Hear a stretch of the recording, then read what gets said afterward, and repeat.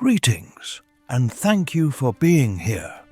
This video offers a quiet look into everyday life of a worker in ancient Egypt.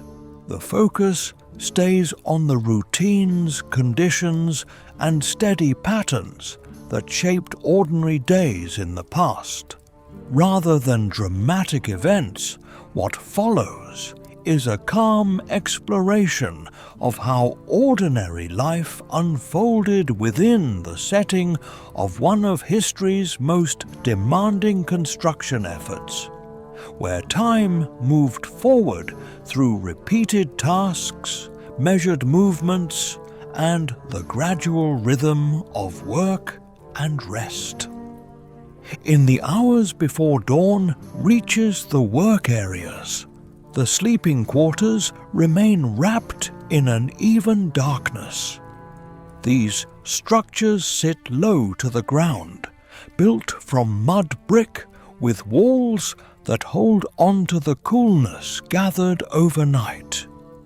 Flat roofs made of timber and bundled reeds rest overhead, practical in design, with small gaps allowing air to pass through. The floor beneath is packed earth, hardened over time by countless footsteps and worn smooth through long use. At this early hour, the air inside hangs still and carries a mixture of scents: dust, woven fibers, dried mud, and the lingering trace of yesterday's bread. The workers lie close together in organized rows, each on a simple mat woven from reeds or coarse plant fibers. Some have folded cloth or bundled clothing beneath their heads for support. Others rest flat, arms laid across their chests or stomachs. Their limbs remain heavy with sleep. Breathing moves in slow and uneven patterns, sometimes deep and steady, sometimes catching softly before evening out again. No one speaks. The quiet isn't complete, but it holds steady, shaped by the presence of many resting bodies.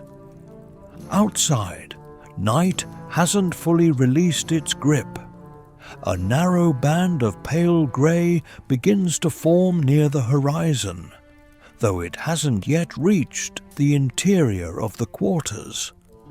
The temperature sits at its lowest point of the day. Coolness settles along the floor and gathers around the still forms. Skin that stayed warm during sleep now cools at the edges, particularly at the hands and feet.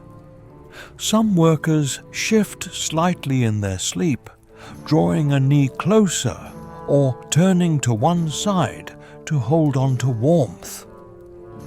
These movements are small and unhurried.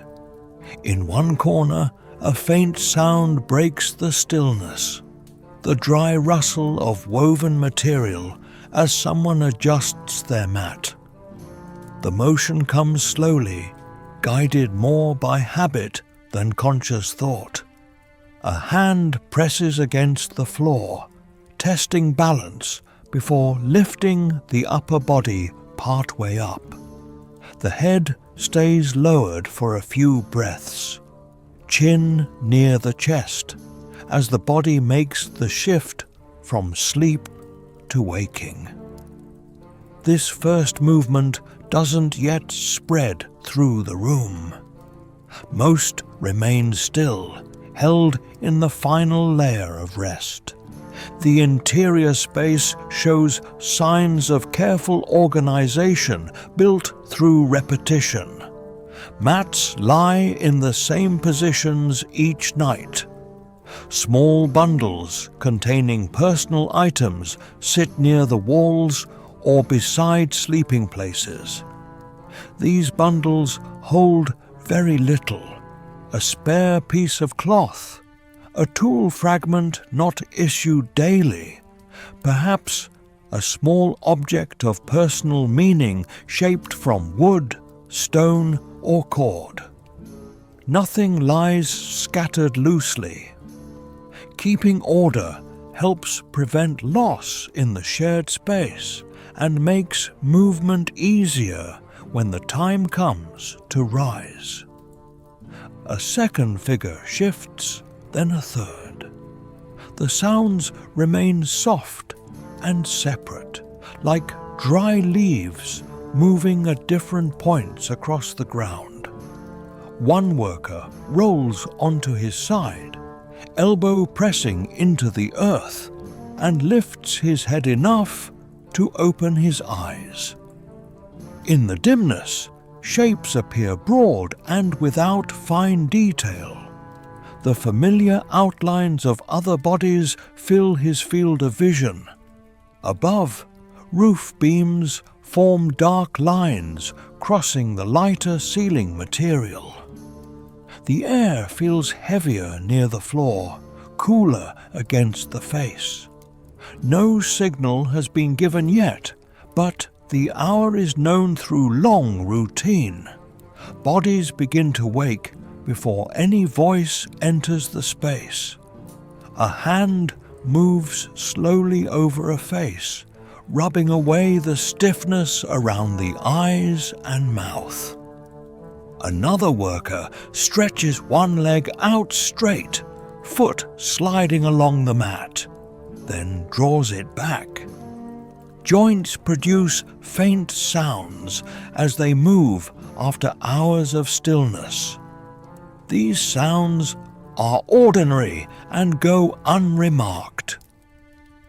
Near the doorway, where the wall opening's covered only by a hanging cloth, a thin line of early light becomes just visible. It doesn't reach far into the room, but it changes the darkness from complete to layered. The edges of forms sharpen slightly.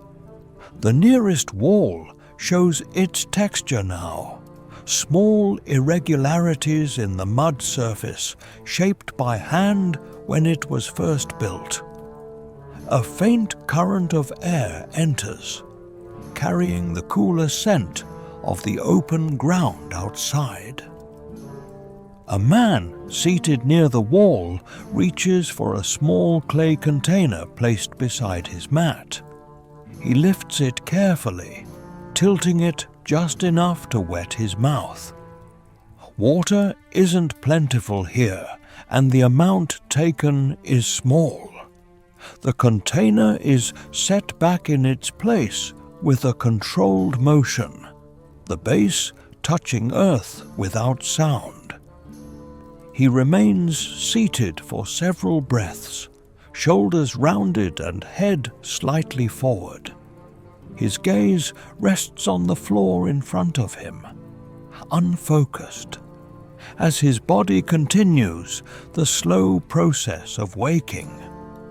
Elsewhere in the room, a worker turns onto his back and exhales more fully, the breath leaving in a low and steady stream.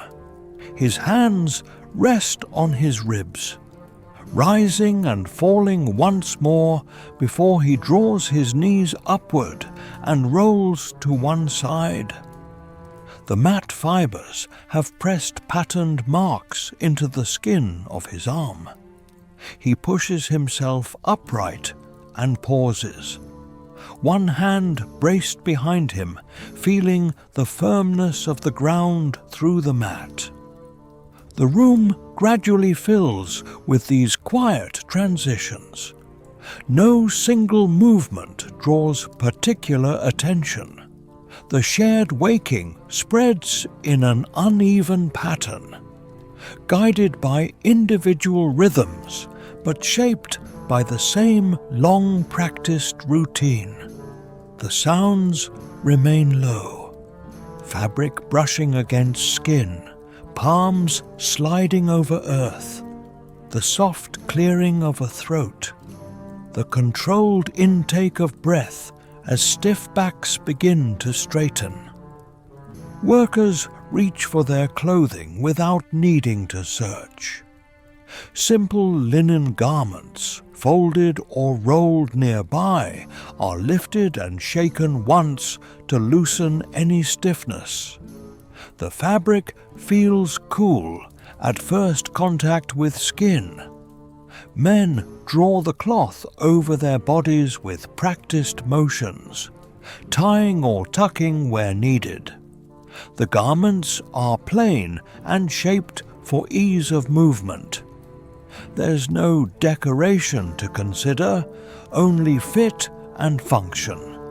Hands move over shoulders and hips, adjusting folds so that nothing pulls or hangs loose. One by one, men rise to a crouch and then to standing. The change in height brings them into different air. The cooler layer near the floor gives way to slightly warmer air above. Heads tilt toward the doorway, measuring the light outside. The pale band has widened now. Though the sun itself isn't yet visible, the sky's brightness is enough to mark the coming day. A worker near the entrance lifts the hanging cloth aside briefly and looks out. The motion allows more air to enter, carrying the faint smell of dry earth and distant stone dust, even at this early hour. He lets the cloth fall back into place and turns inward again. His face shows no marked expression, only the steady neutrality of someone moving through a familiar sequence of actions. Some bend at the waist to roll their sleeping mats, pressing them flat and tying them with cord. Others leave their mats where they are, aligned with care, so the space remains clear for their evening return. Small bundles are checked with a touch.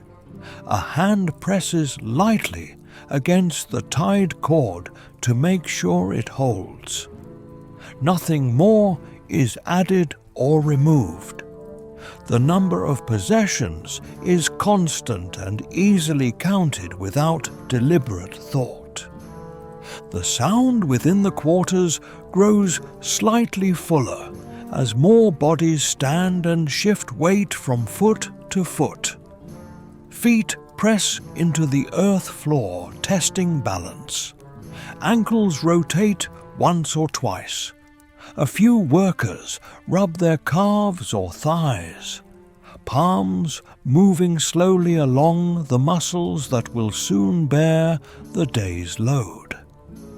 These gestures are practical rather than expressive. They prepare the body without drawing attention. Light strengthens outside, and with it comes a faint increase in activity beyond the walls. Distant footsteps pass over hard ground. A low murmur of voices begins somewhere along the line of other sleeping structures. The sounds don't intrude sharply. They blend into the morning as part of its gradual formation. Inside, the final sleepers begin to stir. One man remains lying on his side, eyes open now, watching the dim roof above him. After several breaths, he plants both hands against the mat and lifts himself to sitting. His back stays slightly curved as he waits for steadiness to return. Then he he reaches for his garment and begins to dress. Movements slow but certain. No one rushes. The pace of waking is measured, held within a narrow range that repeats day after day. There's an awareness of the work ahead, but it doesn't show in posture or speed. The time before full labor begins belongs to these small preparations, to the gradual transition from rest to motion. At the doorway, the cloth is lifted again and this time remains open. Early light enters in a broader sheet, laying a pale shape across the floor and lower walls. Dust in the air becomes faintly visible, drifting without clear direction. Faces gain clearer form in the growing light. Eyes blink against the increase in brightness and then adjust. The workers begin to move toward the exit in a loose line, each stepping around the others with minimal contact. Shoulders turn sideways to pass through. A hand briefly touches a wall for balance.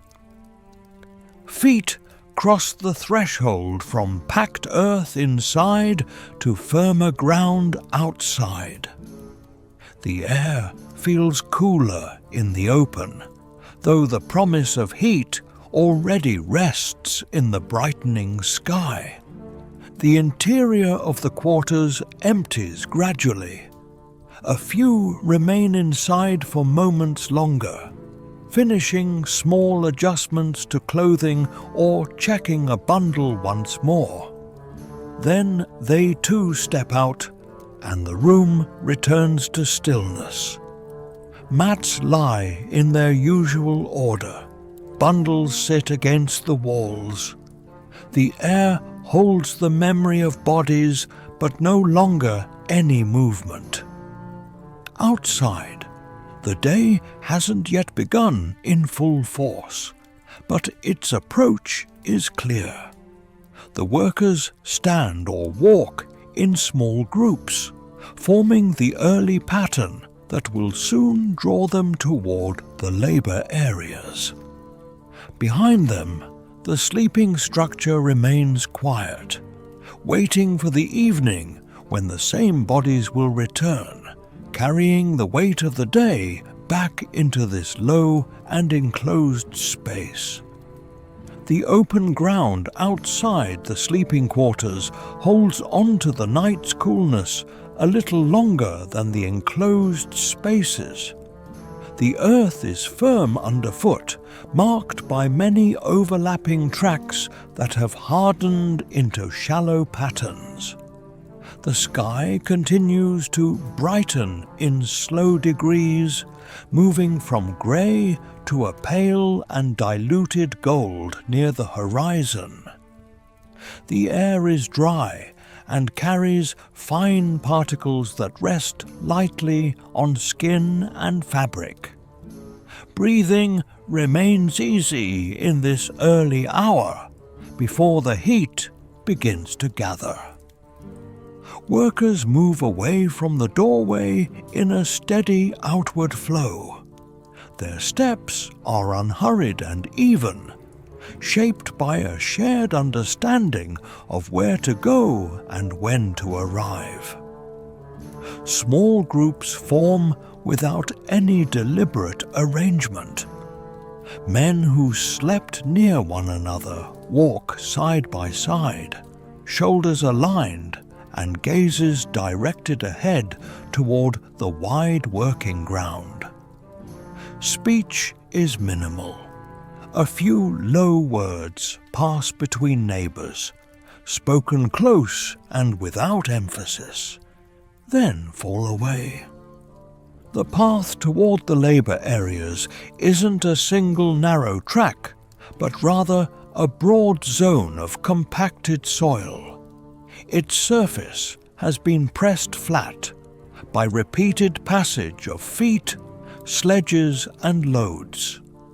On either side, the ground remains rougher, scattered with small stones and uneven ridges. Most keep to the smoother middle section, where walking requires less attention to footing. Sand shifts softly at the edges of each step, but the deeper layer beneath holds firm. Ahead, the darker shapes of stored materials and work installations begin to show more clearly. Stacked stone blocks sit in organized groupings, their edges catching the early light.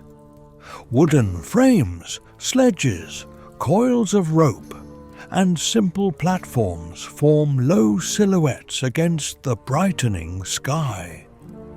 Nothing moves quickly. The entire space seems to wait in a suspended state between night and full activity. As the workers approach, others from nearby quarters join the flow. Lines merge without disruption. No one signals or directs this joining. The pattern has repeated often enough that spacing and pace adjust on their own. The distance between bodies remains consistent, enough to avoid contact, but close enough to stay within the shared group. Near the edge of the main working ground, a cluster of men already stands beside a stack of tools issued at the start of each day. These tools are simple and shaped for durability. Wooden handles smoothed by long use, stone pounders, copper chisels, wooden levers, lengths of rope braided thick and stiff.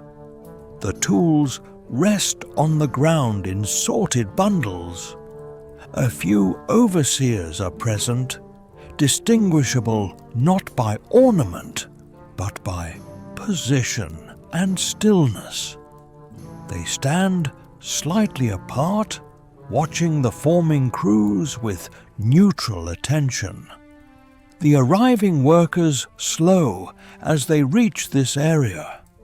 Movement narrows from a broad walk into smaller groupings that gather around the tool stacks.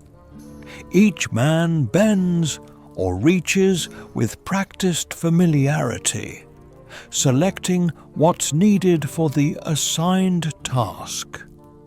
Hands test the weight of a hammerstone, fingers running briefly along the grain of a wooden handle.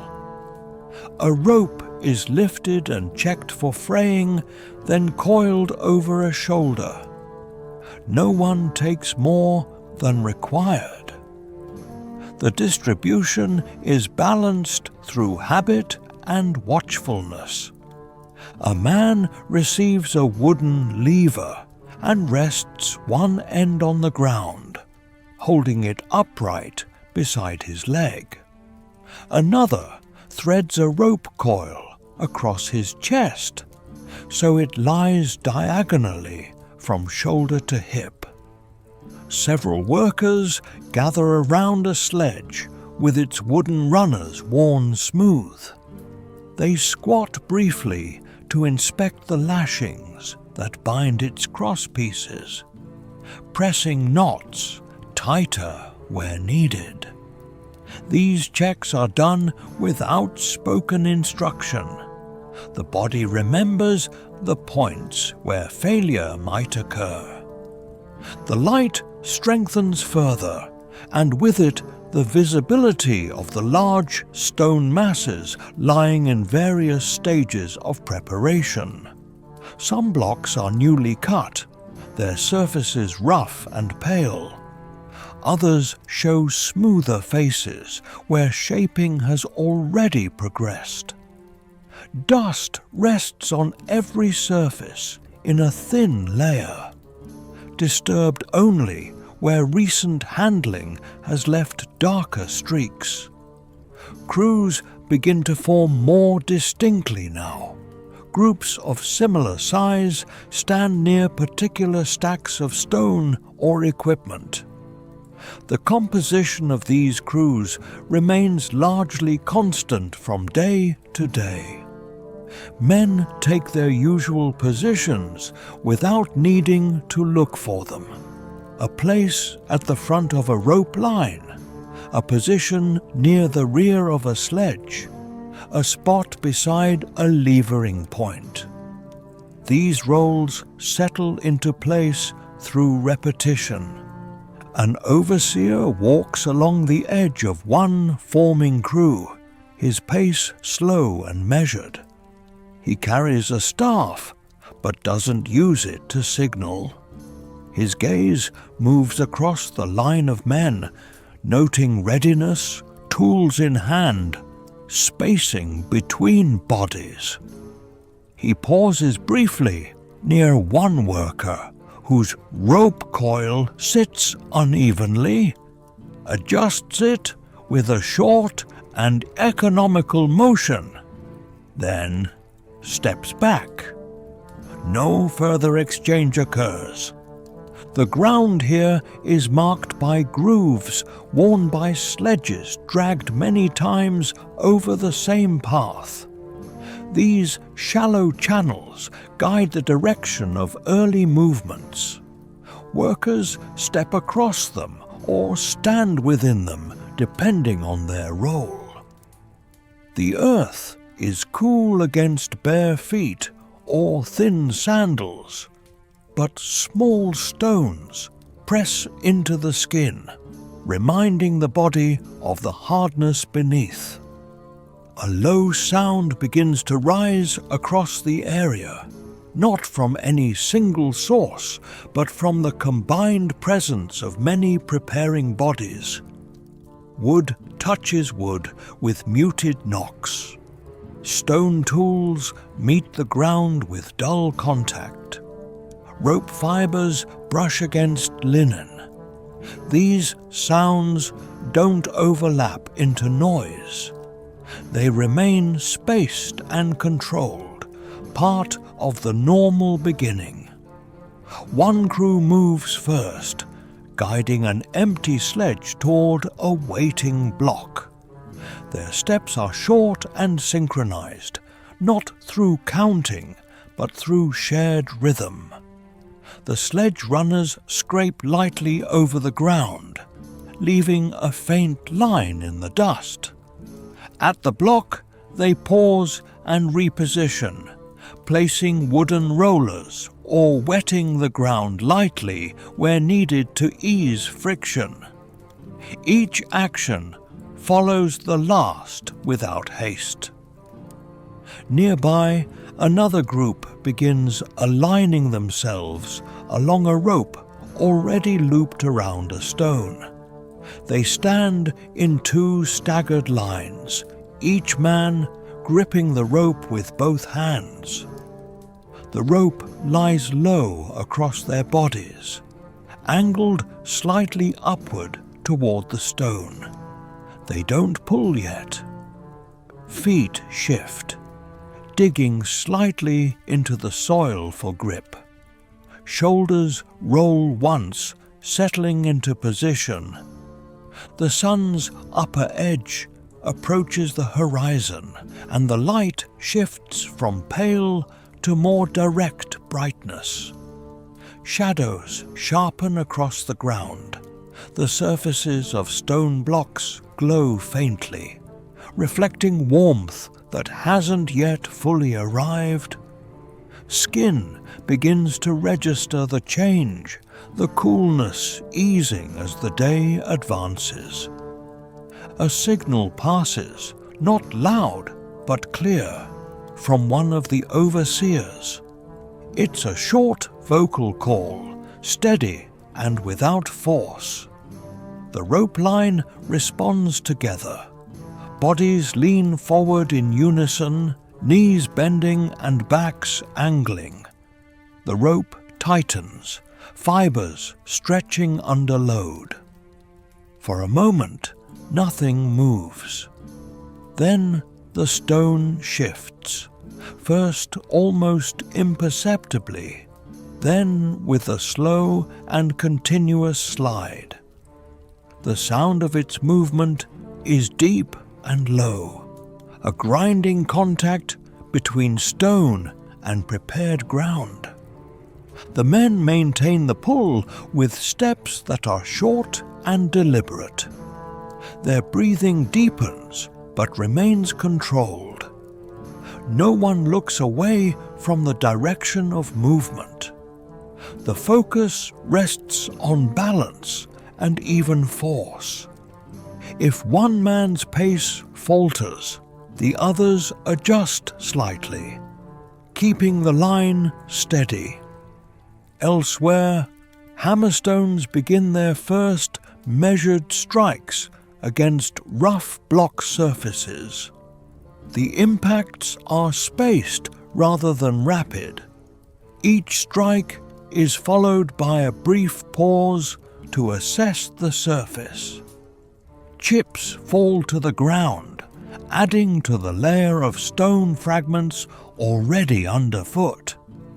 Fine dust rises with each impact, catching the light before settling again. Water carriers move along the edges of the working zone with clay jars balanced against hips or supported by slings. They don't interrupt the active crews, but remain within reach. A worker steps back from a rope line briefly, takes a small amount of water into his mouth, then returns to his place. The exchange is brief and without conversation. As the sun clears the horizon, the full shape of the worksite becomes visible. Ramps of packed earth rise at angles, their surfaces worn smooth by traffic.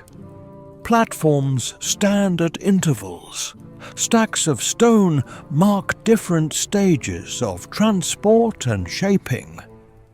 Workers are distributed across these zones in consistent patterns, each group engaged in its portion of the larger effort, without needing to see the whole. The early hour holds a balance between rest and exertion. Muscles that were stiff in the quarters now move with greater readiness. The body hasn't yet reached the heavier strain of midday. Movements are steady and efficient, guided by the knowledge that the day is long and energy must be kept even. Dust begins to cling to dampening skin. Linen darkens slightly where sweat forms at the shoulders and chest. Hands tighten and release around tools and ropes. Skin toughened by repeated contact. Feet adjust constantly to the uneven surface, toes spreading for stability. Voices remain low and functional. A brief word signals readiness. Another indicates a need to slow or hold position. These sounds don't carry far. They serve only the immediate group. Beyond them, the broader field continues in parallel. Many small efforts unfolding at once under the widening light. The sleeping quarters now lie behind, quiet and empty. The focus of the day has shifted fully to the open ground, to stone, wood, rope, and earth. The transition from rest to labor is complete, not marked by any single moment, but by this gradual settling into movement, position, and shared physical rhythm that will carry forward through the hours ahead. Dawn hasn't yet broken over the work site when the labourers lie sleeping in their quarters. These low buildings are constructed from mud brick, their thick walls retaining whatever coolness the night brought. Above them, flat roofs made from timber beams and bundled reeds provide shelter, with small openings that let air circulate. The ground beneath is hard-packed dirt, worn smooth by years of foot traffic. At this pre-dawn hour, the air hangs motionless and carries a blend of smells: earth, woven plant material, dried clay, and the lingering aroma of the previous day's bread. The workers rest in orderly lines, lying close to one another on basic mats woven from reeds or rough plant fibre. Some have placed folded fabric or rolled clothing under their heads as makeshift pillows. Others lie completely flat, an arm draped over the chest or belly. Their bodies are still heavy with sleep. Each man breathes at his own rhythm, some deeply and evenly, others with a slight catch in the throat that smooths out after a moment. Nobody speaks. The silence isn't total, but it's steady and unbroken, maintained by the collective stillness of so many resting men. Beyond the walls, night still holds its grip. Near the far horizon, a thin strip of pale grey is starting to emerge, though no light has penetrated the interior yet. This is the coldest moment of the entire day. The chill settles low along the floor, pooling around the motionless bodies. Warmth that accumulated during sleep begins to fade at the extremities, especially the hands and feet. A few men stir unconsciously, pulling a knee inward or rolling to one side to preserve body heat. These movements are slight and unhurried. From one corner comes a faint noise, the dry whisper of woven material as someone shifts position on their mat. The movement is gradual, more instinctive than deliberate.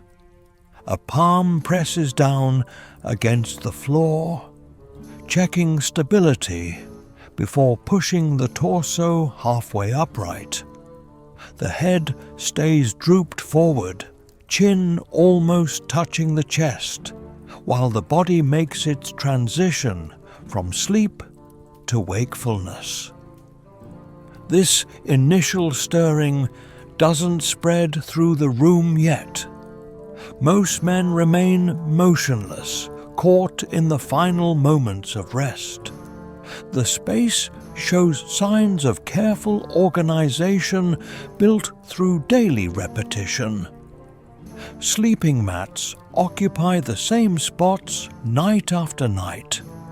Near the walls, or beside each sleeping space, sit small wrapped bundles containing personal belongings. These bundles hold very little. Perhaps an extra piece of cloth, a fragment of a tool not distributed daily, maybe a small handmade object carved from wood or stone or twisted from cord. Nothing lies scattered about. Maintaining this order prevents things from going missing in the shared space and makes it easier to move around when the time comes to rise. Another figure shifts position, then a third. the sounds stay quiet and isolated, like individual leaves stirring at different points on the ground.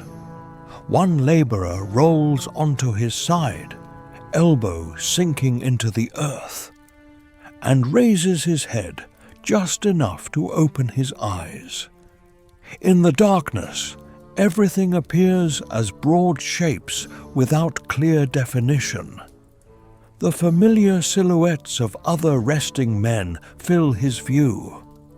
Overhead, the roof beams create dark lines against the slightly lighter ceiling material.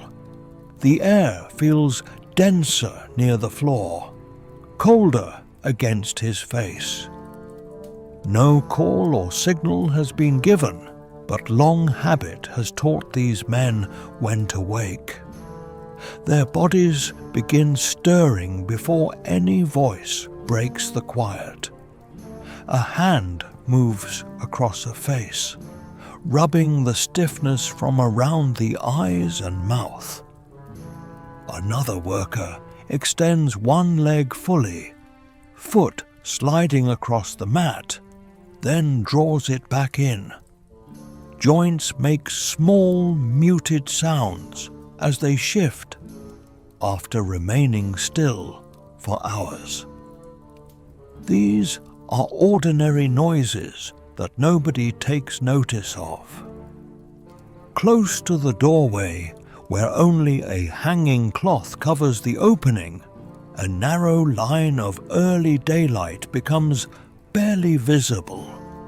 It doesn't reach deep into the room, but it transforms the darkness from absolute to graduated. The outlines of forms grow slightly more defined. The closest wall reveals its texture now, showing small imperfections in the hand-shaped mud surface from when it was originally built. A subtle current of air slips inside, bringing the cooler smell of the open ground beyond. A man sitting against the wall reaches for a small clay vessel placed next to his mat. He picks it up with care, tilting it just enough to moisten his mouth. Water is rationed carefully, and he takes only a small amount. The container is returned to its spot with a controlled movement, its base meeting the earth soundlessly. He stays seated for several breaths, shoulders rounded forward and head tilted slightly down. His gaze rests unfocused on the floor ahead as his body continues its slow awakening process. Somewhere else in the room, a worker turns onto his back and releases a longer breath, the air flowing out in a low and steady current. His hands lie on his rib cage, rising and falling once more before he bends his knees upward and rolls onto his side. The pattern of the mat fibers has pressed temporary marks into his arm. He pushes himself into a sitting position and pauses there, one hand planted behind him for support, feeling the firmness of the ground through the thin mat. The room fills gradually with these quiet transitions. No individual movement stands out. The collective awakening spreads unevenly, following personal rhythms but shaped by the same daily routine repeated endlessly. The sounds stay subdued, cloth rustling against cloth, palms brushing over packed earth, someone quietly clearing their throat, the measured inhale of breath as stiff backs start to straighten. Men reach for their clothing without needing to search. Simple linen garments, either folded or rolled nearby, are picked up and shaken once to loosen any stiffness. The fabric feels cool when it first touches skin. Workers pull the cloth over their bodies using well-practiced movements, securing it with ties or tucks where necessary. These garments are plain and designed purely for ease of movement. There's no ornamentation to worry about, just proper fit and function. Hands run over shoulders and hips, adjusting the fabric so nothing binds or hangs awkwardly. One after another, men move from crouching to standing. The shift in height brings them into warmer air.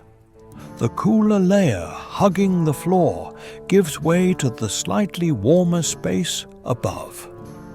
Heads turn toward the doorway, gauging the light. The pale strip outside has grown wider. Though the sun itself remains below the horizon, the sky's increasing brightness signals the approaching day. A worker standing near the entrance lifts the hanging cloth briefly and glances outside. The movement lets more air flow in, carrying the subtle scent of dry earth and far-off stone dust even at this early moment. He lets the cloth drop back into place and turns to face the interior again. His expression shows no particular emotion, just the calm neutrality of someone moving through a deeply familiar sequence. Some men bend forward to roll their sleeping mats, compressing them flat and securing them with cord.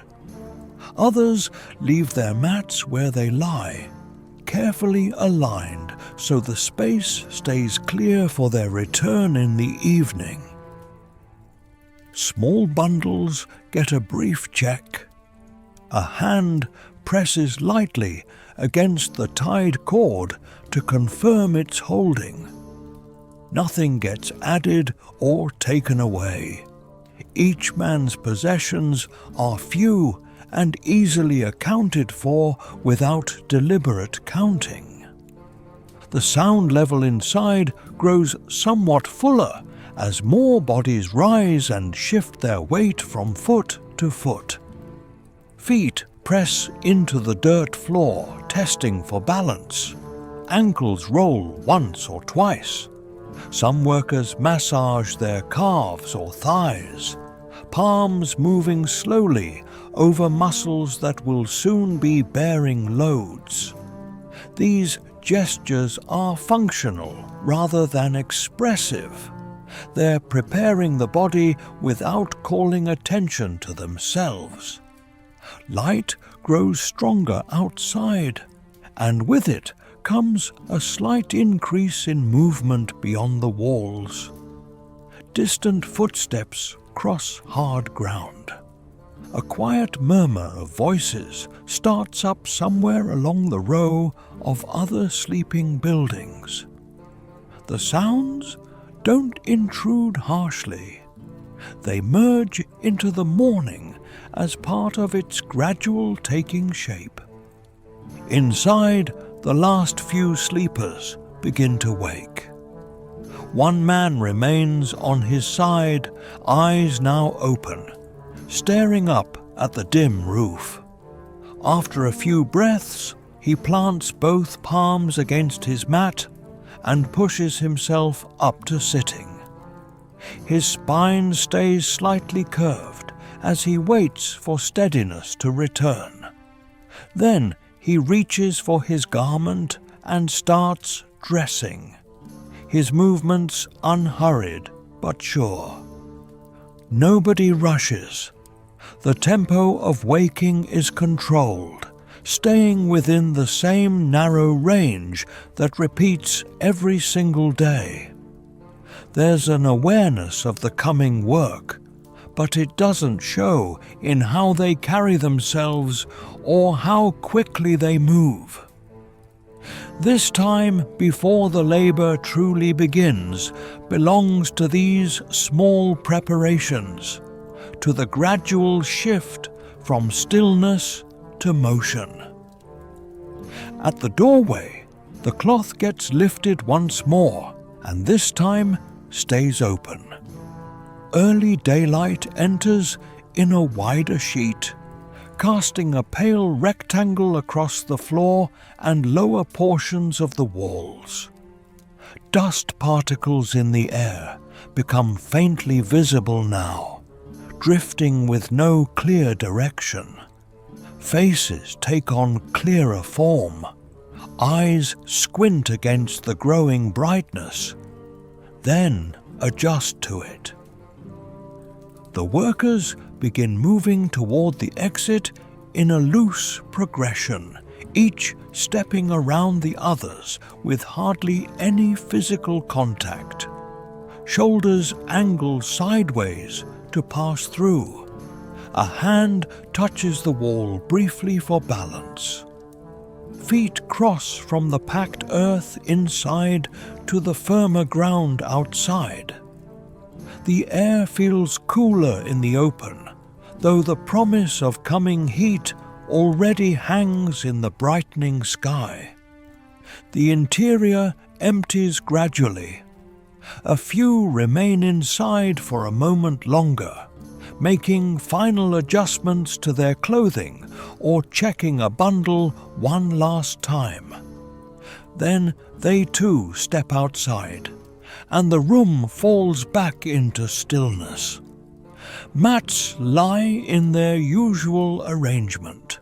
Bundles rest against the walls. The air holds traces of the men who just left, but no longer any movement. Outside, the full day hasn't yet arrived, but its approach is unmistakable. The workers stand or move in loose clusters, forming the early pattern that will soon lead them toward the work areas. Behind them, the sleeping structure sits quiet, waiting for evening when these same men will return, bringing the day's accumulated fatigue back into this low and enclosed space. As the morning's work finds its rhythm, the organization of laborers across the site becomes clearer. These men aren't scattered randomly. They're arranged in consistent groups that stay largely the same day after day. Each team operates with its own internal structure, built through familiarity rather than any formal system. Men work alongside the same companions through countless cycles of labor, and this constant repetition means less need for verbal instructions.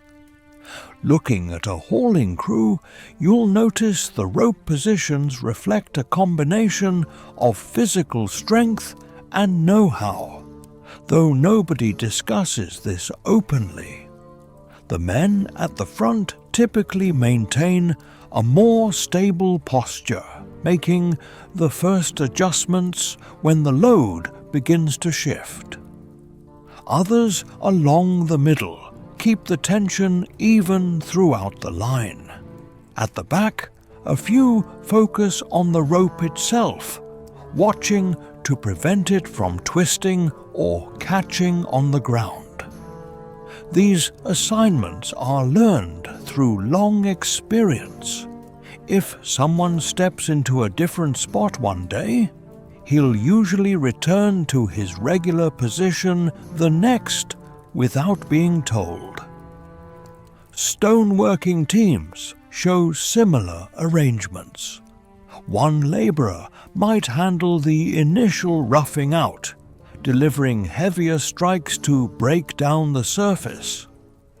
Another comes behind him, refining the shape with lighter and more controlled impacts.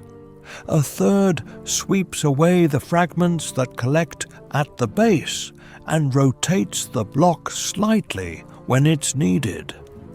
Their actions fit together like pieces of a whole. When one man pauses his work, the others naturally adjust their tempo to avoid getting in each other's way. This coordination happens without hand signals or spoken words, just by watching each other's body language and movement.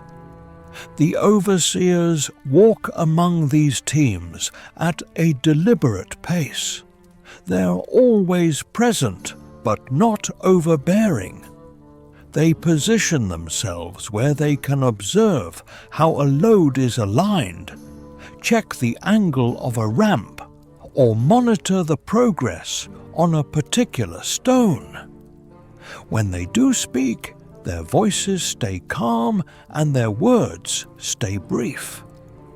Instructions are concise and focused on immediate needs, adjusting direction, correcting spacing, signaling to hold position or continue. After giving an instruction, they often stand quietly for a while, watching to see the outcome. Talk between the workers themselves stays sparse and practical. A single word might indicate readiness to proceed. A quiet grunt can mean someone's footing isn't secure. A short call travels down the rope line when the tension needs changing. These exchanges carry no emotional weight. They're driven purely by necessity and stop as soon as the issue is resolved. Physical gestures carry as much meaning as words. A slightly raised hand can pause a pull. A downward-facing palm can slow the pace. A nod toward a wedge or lever shows where effort should focus next. Eyes constantly move, though not sweeping across the entire work site, just checking on the nearest partners.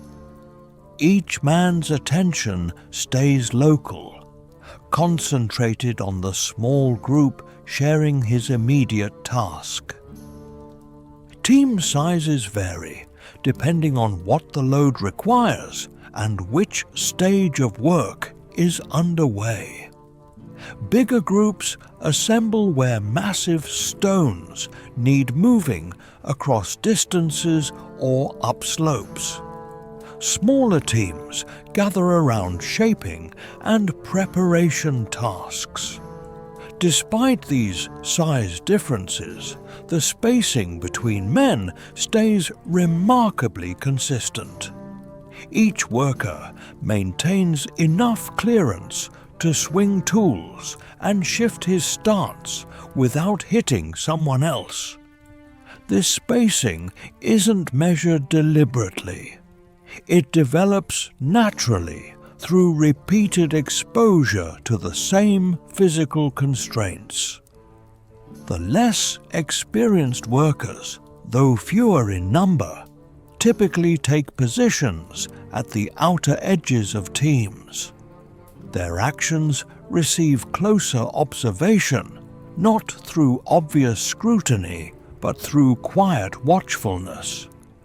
When they misread a step or angle, a tool incorrectly, a nearby worker might correct the situation by adjusting the object rather than the person. A hand reaches out to stabilize a lever, or a foot pushes a stone chip out of the way. These corrections happen silently and without breaking the larger work rhythm. The hierarchy makes itself known more through stillness than through any outward show. Overseers don't engage in the heavy pulling or shaping work, but they stay on their feet all day, walking from one location to another. Their clothing resembles what the workers wear, though it's usually cleaner at the day's start. They carry wooden staffs that extend their reach, useful for pointing or testing ground firmness, never for striking. Between different crews, there's minimal interaction during active work. Each group stays with its designated materials and tools. When paths need to cross, such as where a hauling line passes close to a shaping area, bodies shift smoothly to create passage. A stone worker steps backward with his tool held vertical. The hauling line angles away slightly to avoid contact. These adjustments happen quickly and leave neither task interrupted. Waiting periods occur when one work phase must complete before another can start. During these breaks, the social structure stays apparent. Men stand in informal clusters near their equipment without wandering far. Some rest their hands on their hips or legs. Others stay upright with their tools planted beside them on the ground. Conversation is limited and kept quiet. Faces turn toward whatever is causing the delay rather than toward each other. Food and water will be distributed later in the day following these same group patterns. But even now, subtle signs of mutual awareness show themselves. A worker who finishes a pull might look along the line to confirm everyone has released the tension before he steps away. Another might temporarily carry more weight if his neighbor's footing starts to slip. These actions are minor and blend seamlessly into the overall flow. Open disagreements rarely surface. When they do emerge, they stay confined to the immediate task at hand. A worker might reposition a lever that someone else placed badly. The first man may move it back to his original choice. After a brief exchange of glances and a few quiet words, the group moves forward with one approach. The decision gets accepted without further discussion. The necessity of maintaining steady progress carries more importance than any individual preference. Age differences reveal themselves subtly through posture and task assignment. Younger laborers typically handle more frequent lifting or quicker tool repositioning. Older workers tend toward roles requiring steadier pacing, like guiding alignment or preparing ground surfaces. These divisions aren't rigid, and men transition between roles over time, but the pattern appears regularly enough to be noticeable. Occasionally, an overseer will stop beside a crew and watch silently through several cycles of their work. If the rhythm stays steady and the load keeps advancing properly, he moves on without comment. He only intervenes when something inefficient or risky becomes apparent. This restraint helps maintain the overall sense of calm across the site. Leadership exists, but it doesn't dominate every single moment. The social network extends past the direct work teams. Water carriers, tool distributors, and those preparing ramps or surfaces form their own smaller units.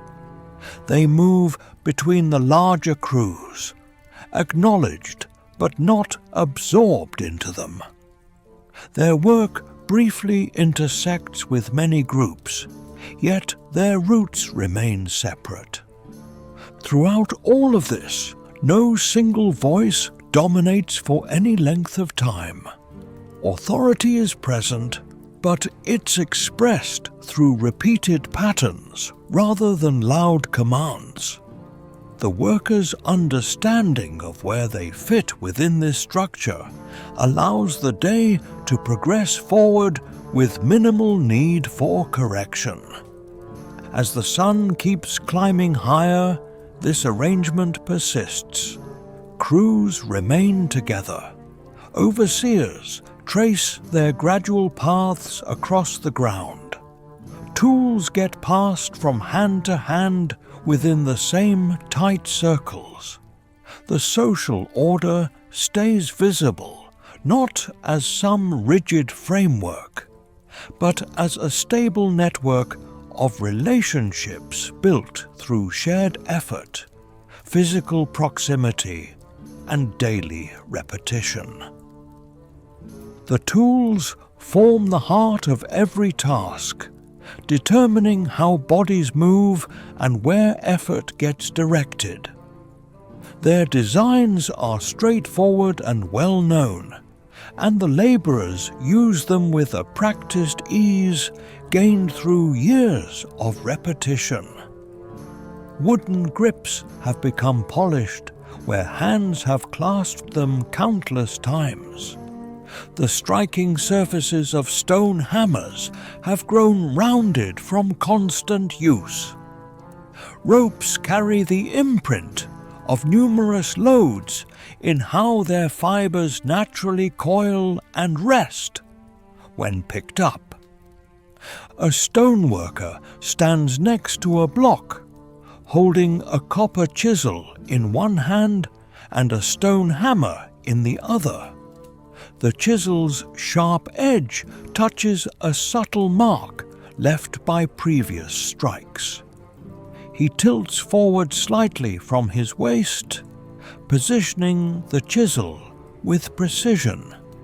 The hammer rises and drops in a steady pattern, each strike carefully moderated to prevent cracking beyond where he intends. After a series of blows, he stops to sweep away the dust and chips with the edge of his hand, exposing the surface underneath. This pattern continues, deliberate and unhurried. Close by, another laborer employs a larger stone implement to rough out a surface. His movements are more expansive, his arm sweeping through a wider path. Every impact sends a low vibration up through his forearm into his shoulder. He frequently adjusts how he's holding the tool, changing where it presses against his hand to avoid his palm going numb. The dust that billows up settles on his forearms and sticks to the dampness on his skin. Ropes get handled with equal attention. Before a hauling line gets used, it receives a thorough check along its entire length. Fingers trace over the braided texture, searching for weak spots or fraying strands. When a compromised section gets discovered, the rope gets rotated so a more intact side takes the strain. Knots receive firm tugs to secure them, and the rope gets straightened out, to avoid snarls when the pulling begins. Sledges demand coordinated setup. Workers crouch beside them, examining the wooden runners for any splits and confirming the crosspieces are holding firm. Someone might dampen the ground slightly in front of the runners to ease friction. The sledge then gets carefully oriented with the intended route. Each man designated for the pull grabs hold of the rope or edge supports, planting his feet firmly before the load starts its movement. Levers serve a less obvious but crucial function. Long wooden poles get slipped under the edges of blocks. Multiple men bear down on the far ends, their body weight traveling through the pole to raise the stone a small amount. Others slide supports under the lifted edge. The lever then gets pulled out and repositioned elsewhere. This incremental shifting repeats numerous times, each lift minor but contributing to cumulative progress. The work requires careful attention to timing. If the pressure gets released too fast, the stone might settle crookedly. Workers observe each other's hands and shoulders to coordinate the release. Hand protection is kept to a minimum. Some wind strips of fabric around their palms or individual fingers, particularly when working with rope. These wrappings are lightweight and quickly become discolored with perspiration and grime. When they come loose, they get retied during short breaks. Most depend on the calloused skin developed through years of this work. Even still, hands get inspected from time to time. A worker might bring his palm up close to his eyes, examining a crack or scrape, then massage some dust into the area before getting back to work. Coordination drives all tool usage.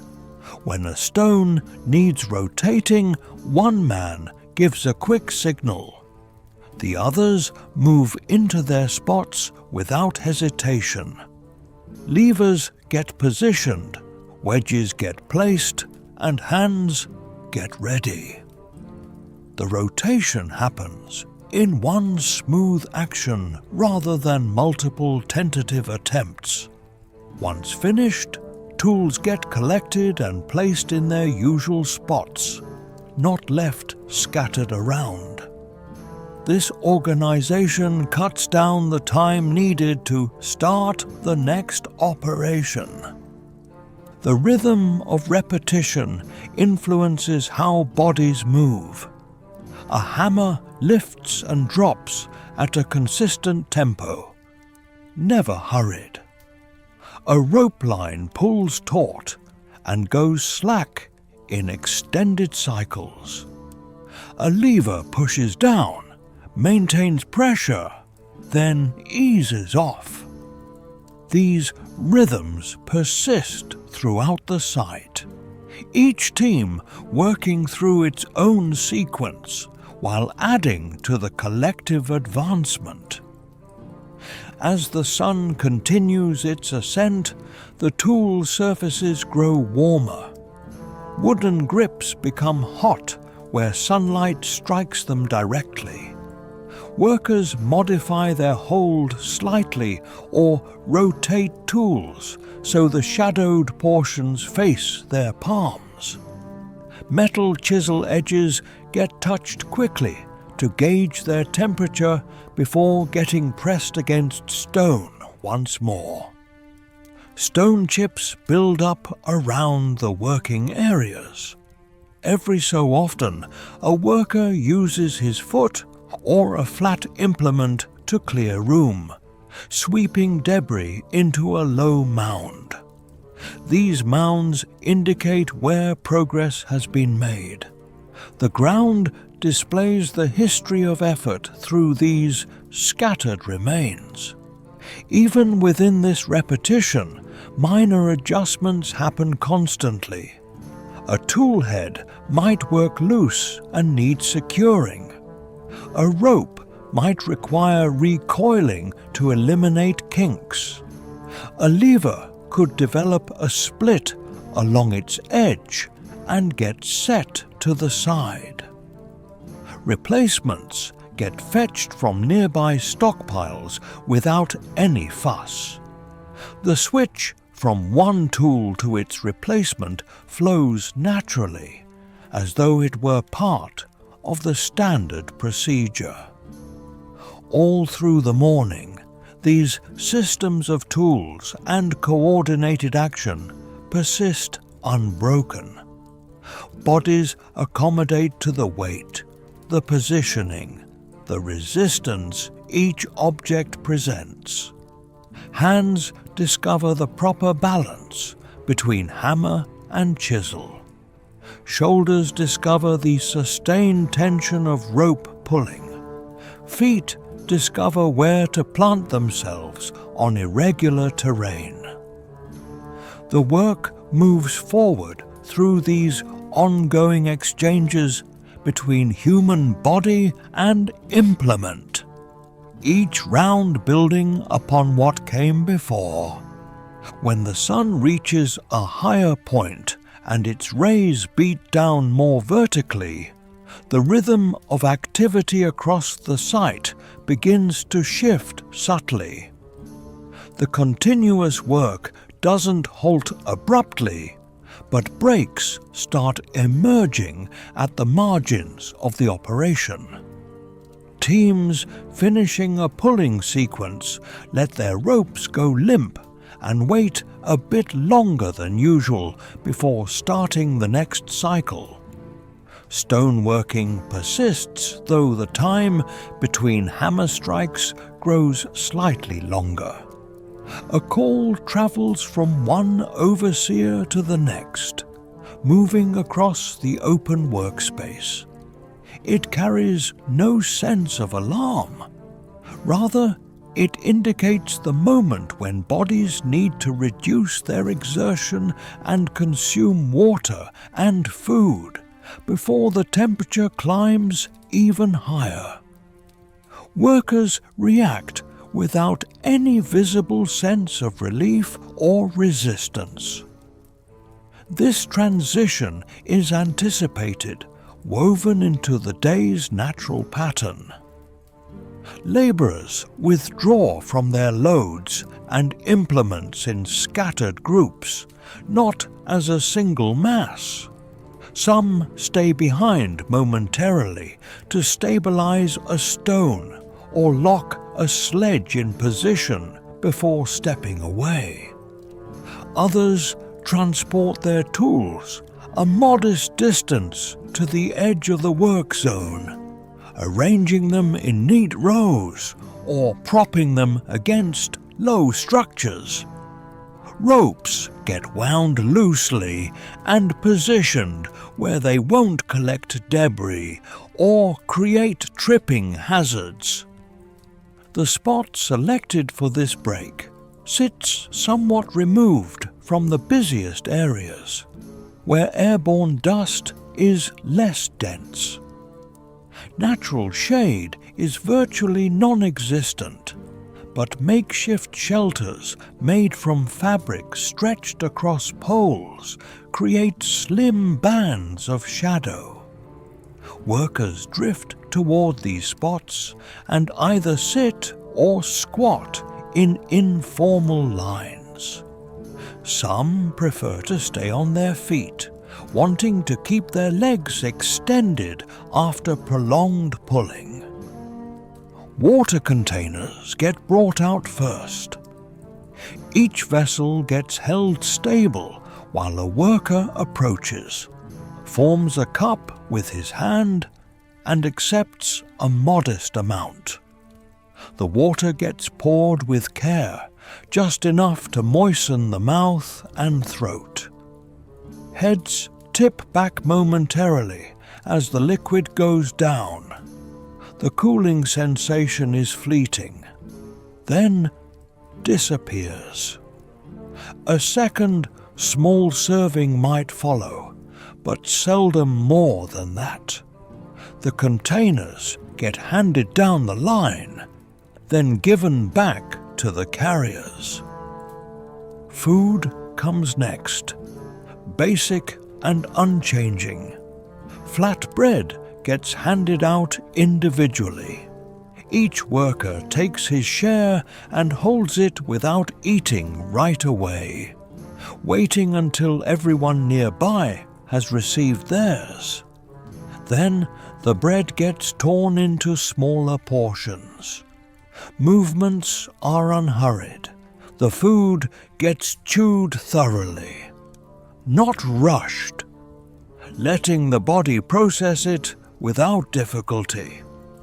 Some briefly dip their bread into a communal vessel of thick liquid, then hand the vessel along. Beer, diluted and murky, gets dispensed in controlled quantities. It's not consumed for pleasure, but for nourishment and hydration. Workers raise small cups or shared containers in sequence, drinking without delay.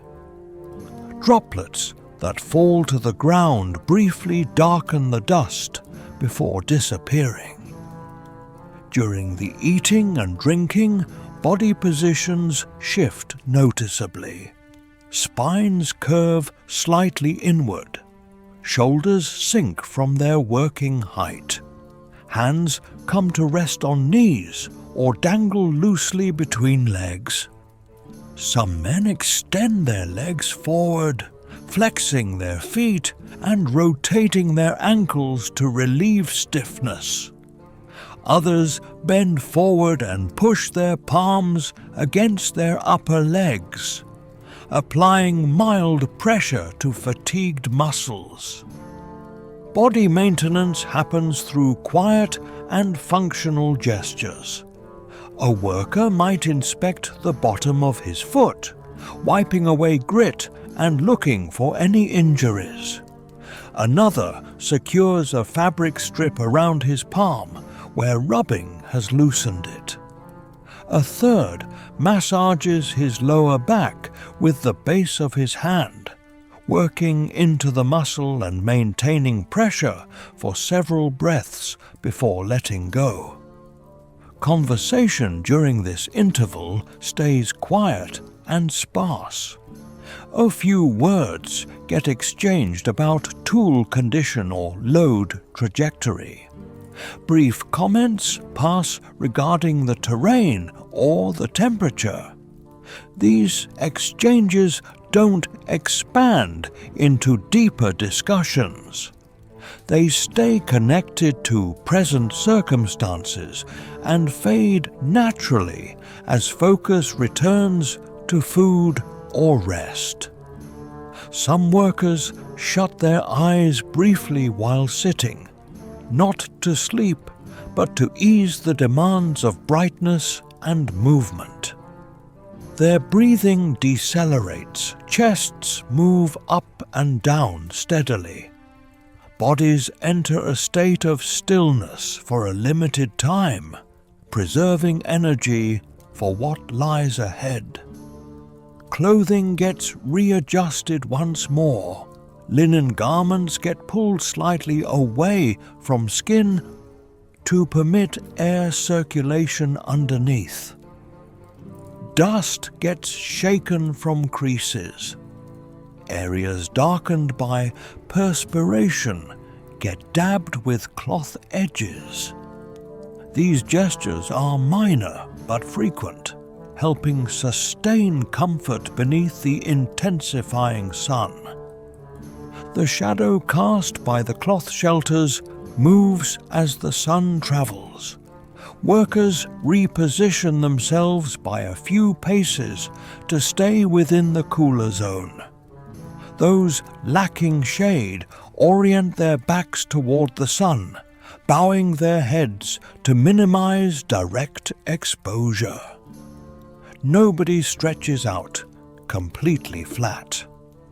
This pause serves recovery, not profound rest. Overseers, likewise, stand or sit close by, consuming water and food in the same controlled fashion. Their physical distance from the workers is minimal. During these moments, the distinction between roles becomes less apparent. All bodies experience the same requirements for water, sustenance, and respite from exertion. Slowly, indicators of readiness re-emerge. Bread portions get consumed, crumbs get wiped from hands, cups and vessels get collected. Men push their palms against the earth and stand up, first moving to a crouch, then rising fully. Legs get stretched another time. Shoulders rotate back into working posture. Tools get reclaimed from their resting places. Ropes get picked up and straightened out. Hands wrap around well-known grips. The pause fades as quietly as it materialized. Small clusters turn back toward their designated sections, walking at a steady and measured pace. The sun now occupies a position high enough that shadows pool directly under bodies. Heat bears down more intensely on skin and stone surfaces. The short recovery has loosened the tension in muscles and cleared the dryness from throats. But considerable labor still remains in the day. The workers head back to their stations, reassembling into the same teams and arrangements, bringing with them the consistent tempo that will carry them through the next phase of work.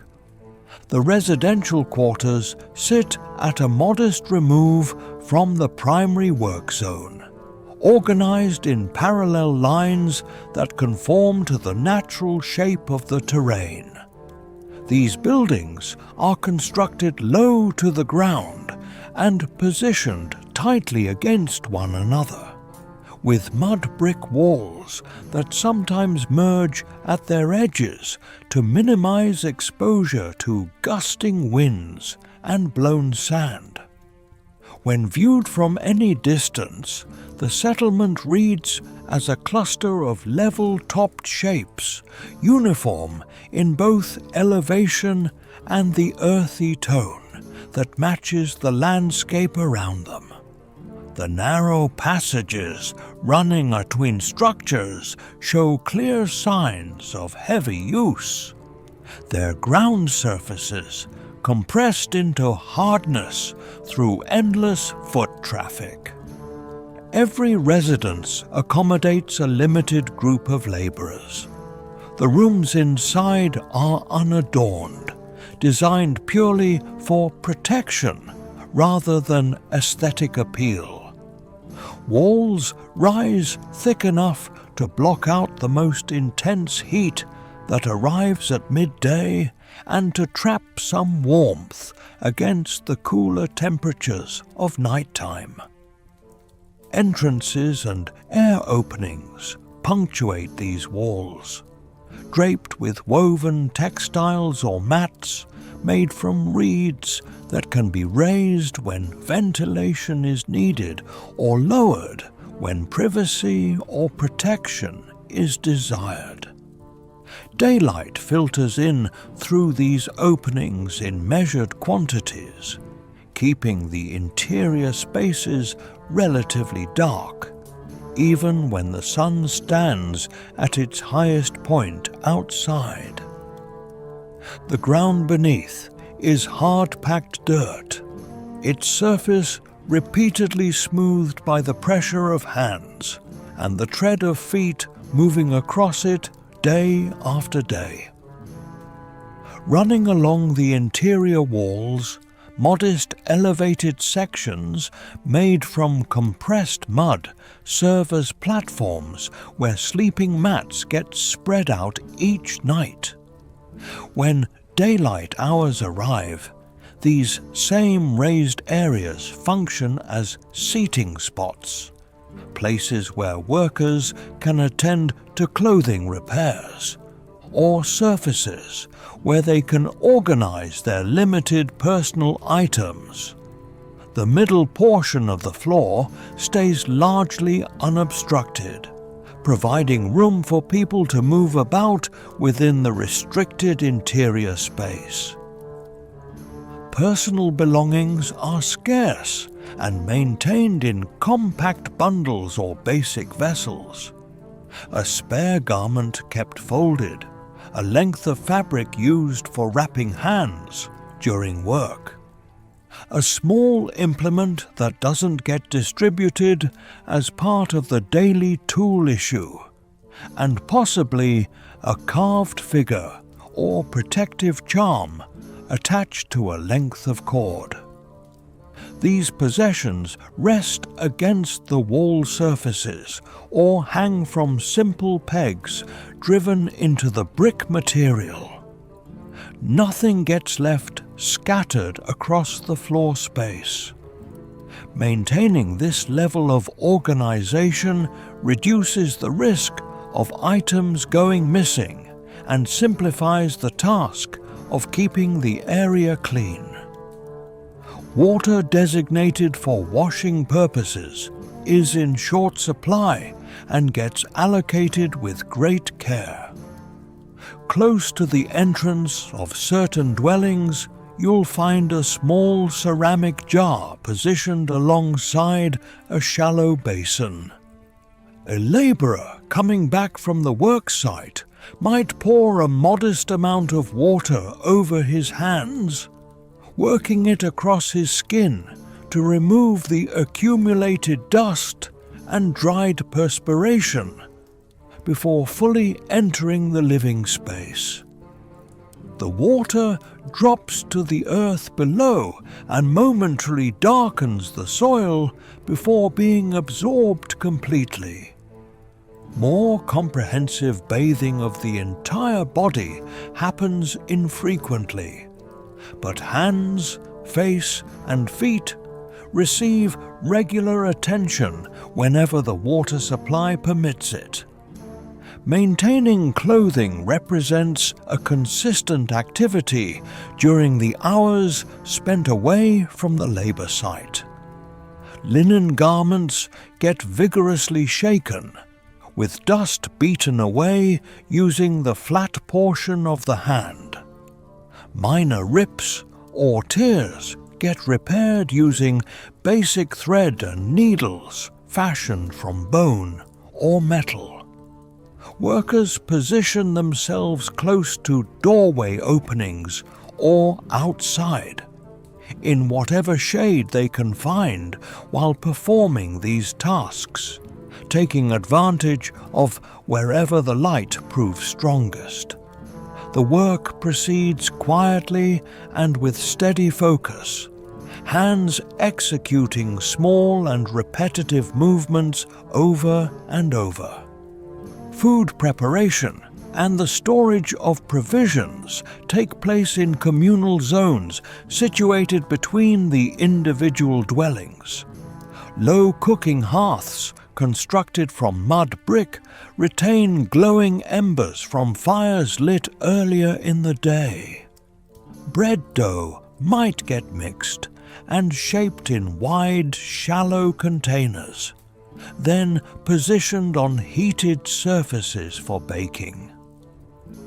The aroma of bread being cooked wafts gently throughout the settlement at particular times, blending with the odor of wood smoke and parched earth. Storage vessels stand propped against wall surfaces, their tops covered to prevent dust from contaminating the contents. Sleeping arrangements get readied again as evening hours draw near, but throughout the daylight period, the interiors maintain their orderly and motionless character. Mats either get rolled into tight bundles or stacked against one side of the room. The air trapped inside these spaces retains the residual warmth left behind by sleeping bodies from the previous night, but in the absence of movement, it hangs calm and undisturbed. Flies or other tiny insects occasionally find their way inside, crawling slowly along the wall surfaces or near the floor level, getting brushed aside without much concern or attention. Beyond the doorways, modest shaded zones get created by stretching fabric between wooden poles or spanning the gap between walls. Workers settle into these spots during their time away from labor, pressing their backs against the brick surfaces with legs either stretched out before them or folded in a crossed position. Any conversation that occurs stays quiet and constrained, typically centering on topics like the state of their tools, how their bodies are holding up, or when the next work session is scheduled to begin. Laughter does happen, but it arrives muted, lasting only briefly, and not traveling any significant distance.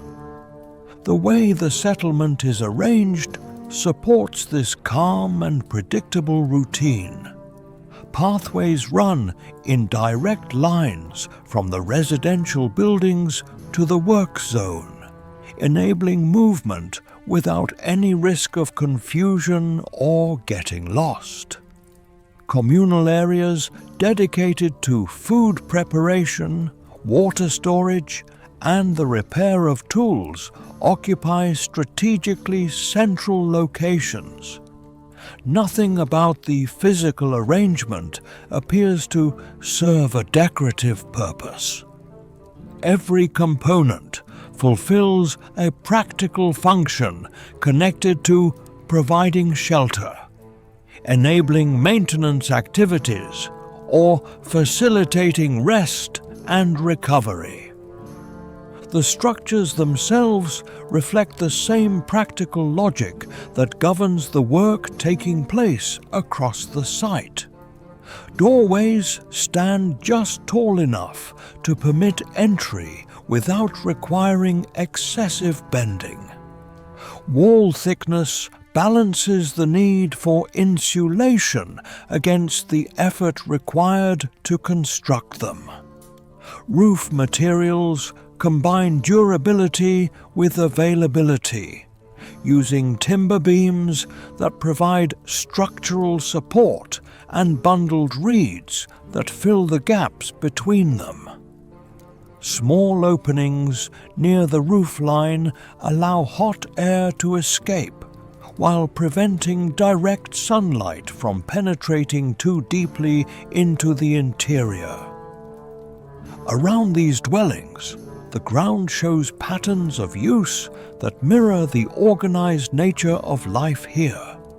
Worn paths branch out from doorways toward communal water sources, cooking areas, and the main routes leading to the work ground.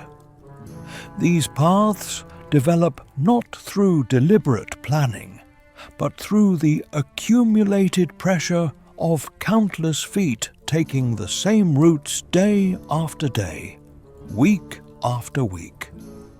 The earth along these tracks becomes so compacted that even wind, and occasional rain struggle to disturb it. Near some of the shared cooking areas, you'll notice darker patches in the soil where water or other liquids have been regularly discarded. Small piles of ash sit at the edges of hearth spaces, periodically cleared away but always reforming as cooking fires get maintained. Clay fragments from broken vessels occasionally dot the ground, usually swept to the margins, but too numerous to eliminate entirely. These material traces tell the story of daily survival carried out in small, repeated actions. The acoustic environment of the settlement during work hours differs markedly from its character in the early morning or evening. With most labourers away at the site, the residential zone falls into a profound quiet. Sounds that might go unnoticed amid the activity of many people become clearly audible.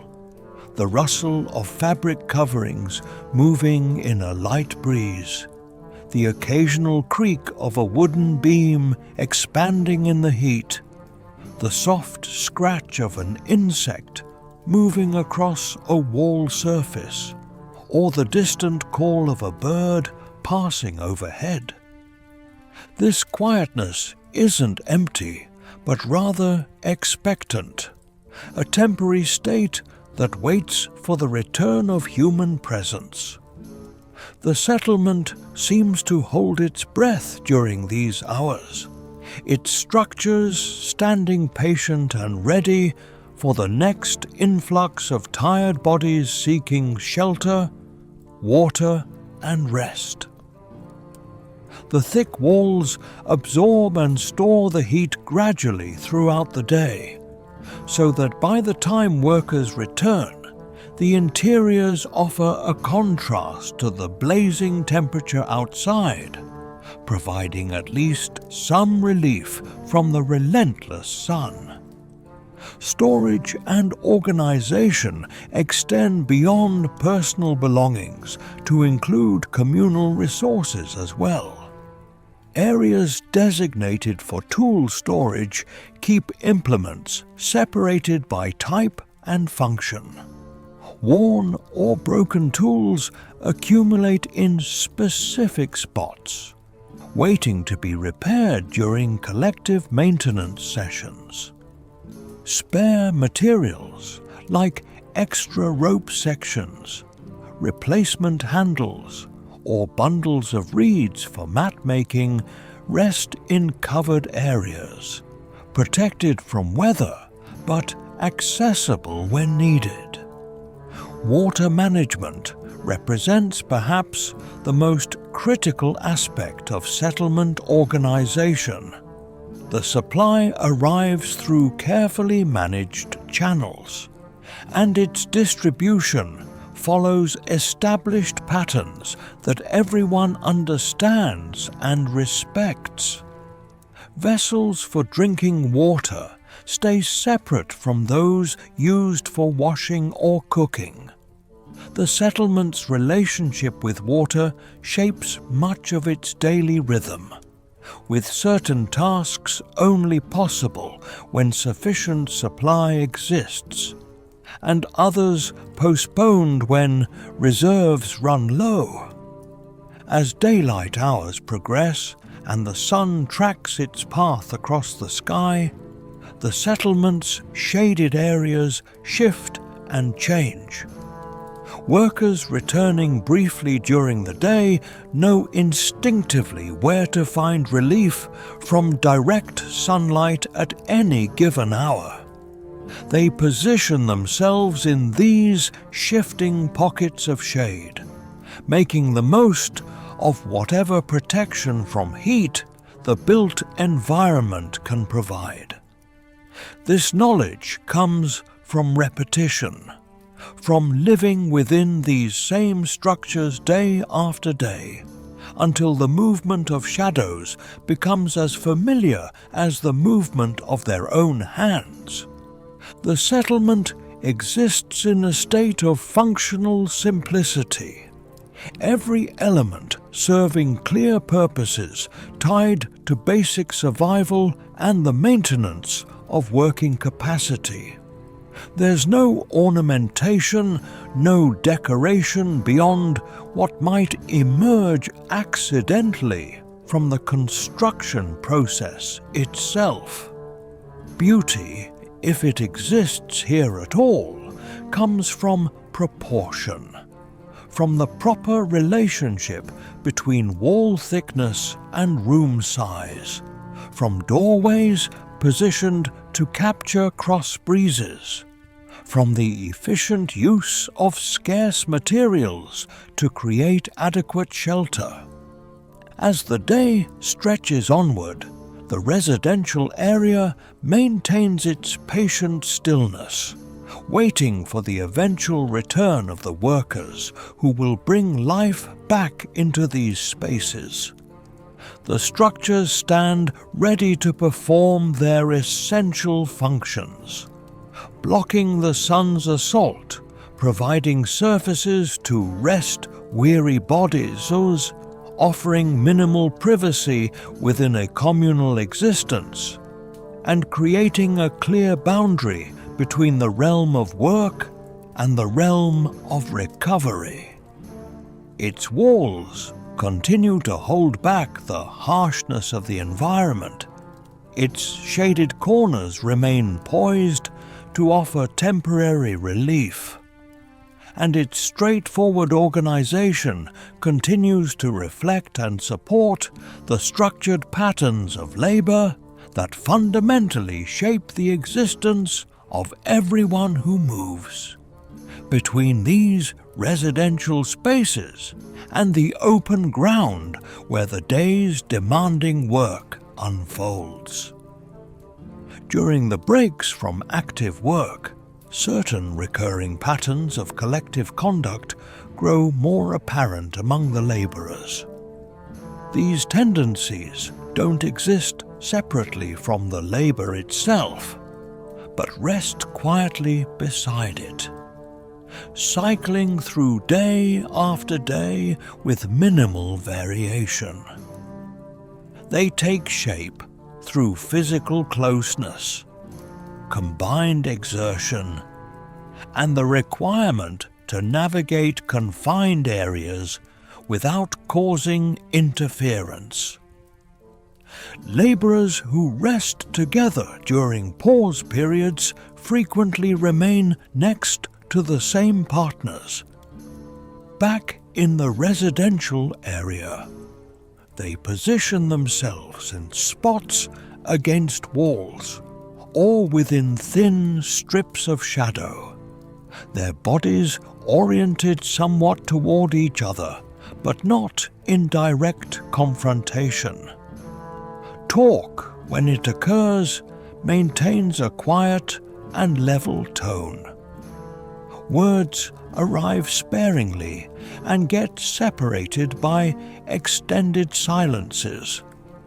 An observation about how sharp a tool remains, a remark concerning ground conditions, or a mention of when the next task begins, might travel between them. These interactions conclude without any formal ending, simply dissolving back into stillness. Hands seldom stay completely idle. Even while sitting, a laborer might twist plant fibers into cordage, work down a rough edge on a piece of fabric, or brush grit from a sandal binding. These actions unfold slowly and repetitively, carried out without concentrated focus. Another might trace patterns in the dust using a thin stick, not creating recognizable forms, but moving the point in consistent tracks until the surface gets smoothed once more. Food, when it gets divided, adheres to established custom. If one man possesses a slightly larger share, he tears off a piece and hands it to whoever sits beside him, who might later partition his own ration in reciprocation at some future point. The transfer happens quietly and receives no recognition beyond a momentary glance or slight nod. Nobody discusses equity. The equilibrium gets preserved through ongoing repetition rather than deliberate calculation. Acts of help emerge in modest forms. A laborer standing up from a sitting posture might brace himself by placing a hand on the shoulder of whoever sits next to him. The touch is fleeting and goes without verbal acknowledgement. When someone readjusts the cloth shelter draped above a shaded spot, another person might grip the support pole firmly until the knot gets properly secured. These gestures proceed without spoken gratitude. Disagreements stay confined and muted if two men extend their hands toward the same implement. One retracts his grip and holds back. If quarters become cramped, a repositioning of the torso and a subtle rotation of shoulders generates clearance. When frustration resurfaces, it manifests as an elongated silence before speaking, or a more rigid set to the jawline. But voices don't escalate. The collective requirement for uninterrupted work maintains disputes at a minimal and brief level. Humor makes itself known but stays restrained. A minor mimicking of someone's gesture, a quick overstatement of a rigid stance, or a gentle sound that mirrors a recognizable call might produce several subdued grins. The expressions vanish swiftly, and faces revert to their composed state. Laughter doesn't echo throughout the residential zone.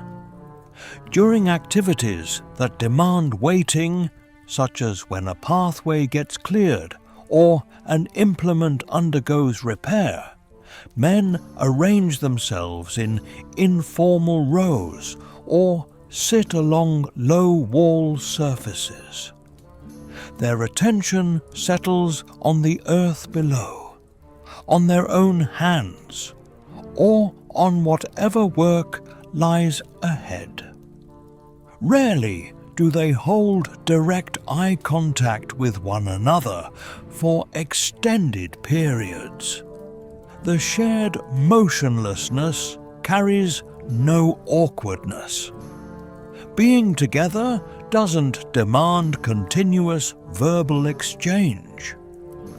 More experienced workers occasionally contribute slightly more words, their voices remaining low and deliberate. Others absorb these words without fully turning to face the speaker, maintaining their small manual tasks throughout. The substance of what gets said stays anchored to present circumstances, how stone responds beneath a tool, what a load weighs in motion, how rope performs under tension. The speech concludes as organically as it commenced, and silence reasserts itself. At the settlement's boundaries, where footpaths connect with open terrain, small clusters sometimes halt before proceeding onward. One hand might sweep dust from another man's back where his own reach proves insufficient. A fabric binding gets retightened more securely around someone's palm. These momentary considerations substitute for any vocalized expression of care or worry. Everyday conventions influence bearing and motion. Men position themselves with knees drawn up or legs stretched forward, but rarely lie completely flat during daylight rest periods. Implements get placed in parallel arrangements or propped with care, never simply discarded. Vessels get restored to their designated locations following use. These practices minimize disorder and sustain organization within the constrained environment. As shadows grow incrementally longer in the later portions of the day, these behavioral patterns persist. Workers relocate to track the shade's movement, but the groupings stay mostly intact. The cadence of sparse conversation, understated gestures, and communal upkeep flows in parallel with the broader cadence of physical work, neither attracting special notice nor existing in isolation. It's through these recurring and unremarkable interactions that mutual recognition gets sustained and the day progresses forward without disruption or complication. As the day progresses into its latter stages and the sun's position begins its gradual descent toward the horizon, focus undergoes a subtle transformation from purely physical exertion to the wider framework within which that exertion takes place. The laborer's comprehension of where they stand within the larger world doesn't manifest through elaborate conversation or ceremonial displays. Instead, it reveals itself through minor and recurring behaviors, and through the calm resignation with which they navigate the day's various requirements and challenges. Certain men wear modest items suspended on lengths of cord that encircle the neck or loop around the wrist. These might be diminutive forms whittled from wood or shaped from stone, their surfaces polished through constant contact with human skin. During the intervals that separate one task from another, a hand might lift momentarily to make contact with such an object, fingers wrapping around it for the space of a single breath before letting go.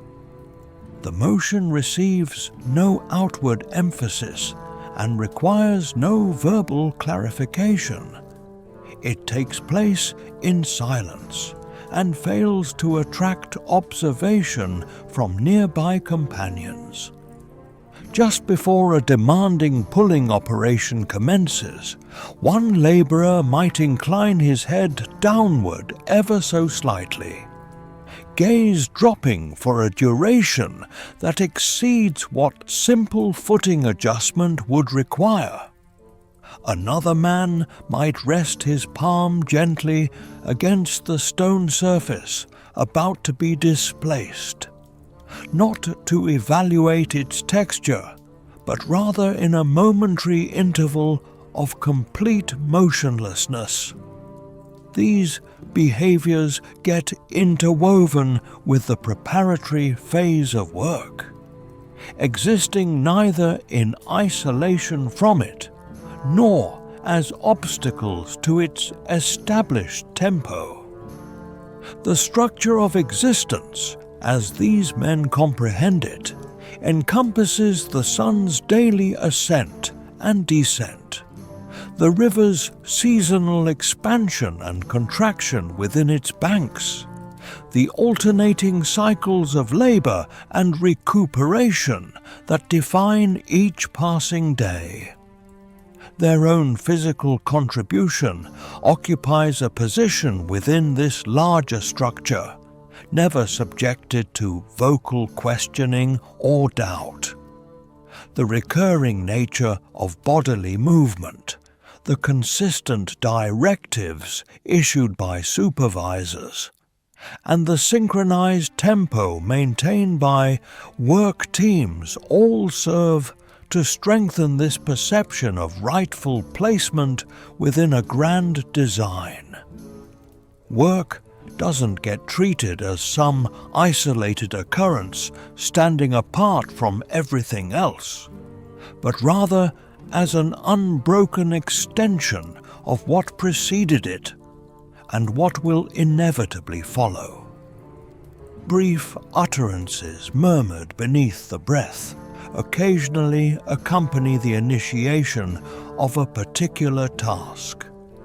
These words emerge quietly and carry no intention of reaching other ears. They might consist of names being invoked or straightforward appeals for physical stability and steadiness. Once voiced, they don't undergo loud repetition. The body resumes its established motion, and whatever sound was produced gets absorbed into the ambient atmosphere. At the perimeter of the work zone, a modest cleared section might contain a simple indicator of significance. Perhaps a stone positioned in an upright stance, or a deliberate arrangement of smaller pebbles. As workers move past this location, one might direct his gaze toward it momentarily, or nudge the position of a stone slightly using the edge of his foot. These gestures are inconsequential in scale and consume no appreciable time from the assigned work. They function as locations of silent acknowledgement rather than as structured ceremonial acts. Conviction and belief get transported as integral components of everyday routine, rather than existing as separate observances requiring dedicated time. The attentive manner in which tools receive handling, the carefully proportioned distribution of water among the group, and the preservation of systematic organization throughout the residential settlement all mirror an understanding that equilibrium must be continuously maintained. Immoderation, excessive speed, or chaotic disarray get avoided, not through rigid enforcement of explicit regulations, but rather through accumulated experience and mutually held anticipations about proper conduct. When physical harm occurs, even injuries of a minor nature, a laborer might voice several words in an undertone while securing a piece of fabric around the affected area. The vocalization stays gentle and gets directed primarily inward toward the self. Following this moment, he rejoins his designated position without producing any additional outward indication of distress. Other workers positioned nearby refrain from offering commentary unless their direct assistance becomes necessary for the situation. As the illumination begins its gradual softening and the temperature retreats from its most extreme elevation, the various movements distributed across the site undergo a marginal deceleration. This reduction in speed doesn't announce the termination of the workday, but instead marks the body's natural accommodation to sustained physical demand over extended duration. The underlying rhythm maintains its steadiness, but individual gestures transform into more efficient versions of themselves, preserving whatever energy reserves remain available. Throughout these later hours, the relationship connecting each individual worker to the expansive pattern of existence persists without requiring verbal articulation, yet remaining perpetually present. The sun's predictable trajectory across the sky, the tactile sensations produced by handling stone and rope, the awareness of other bodies moving through identical steady rhythms nearby. All these elements merge together into a perception of unbroken continuity, stretching backward and forward through time. The current day's labor represents merely one segment within a vastly larger order that extends far beyond whatever can be captured within the immediate visual field. This order being accepted and integrated without any felt necessity for detailed explanation or justification. The physical landscape itself participates in this broader sense of order and meaning. The stone blocks being shaped and moved aren't merely inert objects, but materials drawn from specific quarries, places that exist within the known geography of the world. The river that provides water and defines the rhythm of agricultural seasons flows according to patterns that have repeated since beyond living memory. The workers understand themselves as participants in something that preceded their own births and will continue past their eventual deaths. This awareness doesn't burden them with existential weight or philosophical contemplation. Rather, it provides a kind of comfort through predictability and belonging. Each man knows his role, however small it might appear. When isolated, contributes to outcomes of lasting significance. The structures taking shape through their collective effort will endure far longer than individual lifetimes, becoming part of the permanent landscape that future generations will inherit and navigate. Small tokens of this awareness appear in unexpected moments. When a particularly large stone gets successfully positioned after hours of coordinated effort, there might emerge a collective exhalation that carries something beyond mere physical relief. When the last light of day illuminates a completed section of work, creating shadows that emphasize the precision of fitted stone cells, eyes might linger on this view for several heartbeats longer than strictly necessary. These moments don't get celebrated with ceremony or marked with special words, but they register nonetheless in the slight easing of shoulders, the fractional upward shift of a previously lowered gaze. The overseers, too, participate in this unspoken framework of meaning. Their authority derives not merely from their position within the administrative hierarchy, but from their role as maintainers of proper order and correct procedure.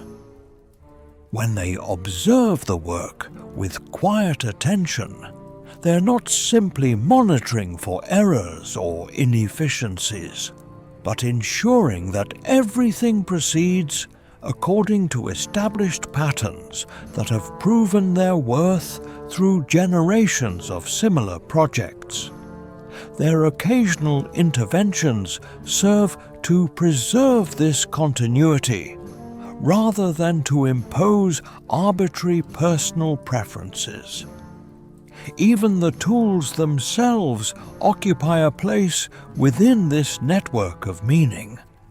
A hammer that has shaped stone for years carries a kind of history within its worn surfaces. A rope that has borne countless loads without breaking earns a form of respect, expressed through careful maintenance and proper storage. These aren't conscious thoughts articulated in words, but felt realities that influence how objects get treated, how they get passed from hand to hand, how they get set down at day's end. Water, perhaps more than any other element, connects the workers to forces and rhythms beyond their immediate control. Its scarcity during certain seasons, its abundance during others, its essential nature for sustaining both human life and the practical demands of construction work. All these factors make water a point of intersection between human effort and natural order. The careful rationing, the grateful acceptance of each measured portion, the recognition that waste represents not merely practical loss, but a kind of violation of proper relationship with the world's resources. These attitudes shape behavior at a level deeper than deliberate choice. As shadows lengthen across the work site and the quality of light begins its transformation from harsh brightness toward the softer tones that precede evening, these various threads of awareness and acceptance weave themselves into the ongoing fabric of activity. Men continue their assigned tasks, but the intensity gradually moderates. Conversations, already sparse throughout the day, become even more infrequent. The focus turns increasingly inward, each man managing his own fatigue while simultaneously maintaining awareness of the group's collective rhythm. In these closing hours of the workday, the distinction between physical action and deeper meaning grows less pronounced. The body's movements carry within them accumulated layers of practice, belief, and understanding. A hand gripping a tool doesn't merely execute a mechanical function, but enacts a relationship with material reality that includes respect for the tool's purpose, awareness of the stone's properties, and consciousness of one's place within a long chain of similar actions extending backward and forward through time. This integration of practical skill and broader awareness happens without conscious effort, woven so thoroughly into daily existence that separating one strand from another becomes essentially impossible.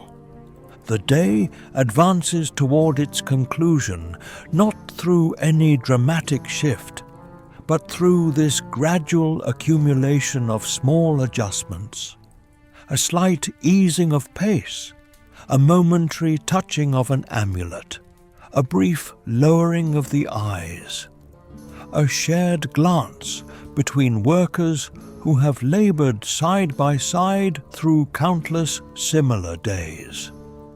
The pattern holds, the rhythm persists, and the work continues its steady progression within the larger order that gives it context and meaning. As the sun descends toward the horizon and its illumination transitions from harsh directness to a gentler and more oblique radiance, the tempo of activity throughout the work zone undergoes an almost imperceptible transformation. Actions that maintained steadiness throughout the daylight hours become marginally more deliberate in their execution. Teams bring to completion whatever tasks are already underway, rather than initiating fresh operations requiring heavy exertion. A rope formation pulls taut one final time, guiding a massive block into its designated position.